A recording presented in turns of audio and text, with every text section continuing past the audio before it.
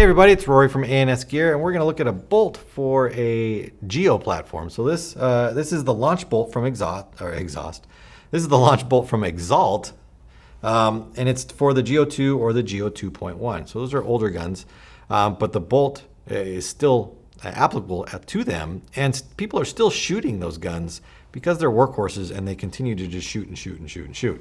But if you're running the stock bolt in them and you want to try to eke a little bit more performance out of that older gun, the launch bolt is a good choice. It does a couple things for you. The air path that they've machined through here is a more efficient design. So as the air comes through, it's going to cradle that ball and help push that ball out a little bit better. So you're going to get a little bit better efficiency out of it running with this bolt on there.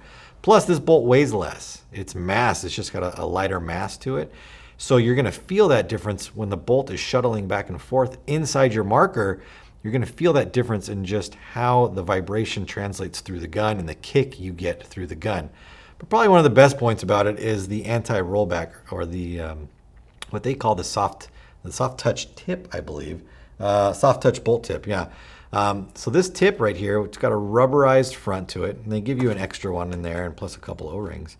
The original tip that comes on the 2.1 or the 2.0 is hollow, so it's round, just round in the front with nothing in between. And on this particular marker, what can happen is a ball can drop into the stack and then actually roll backwards slightly into the face of the bolts. Because the ball is round and this is just open on the original bolt, the ball can drop in and slightly seat back a little bit.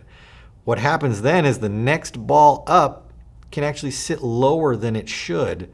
And when the bolt jumps forward and pushes the first ball out, it'll clip the bottom of the second ball and chop it and break it.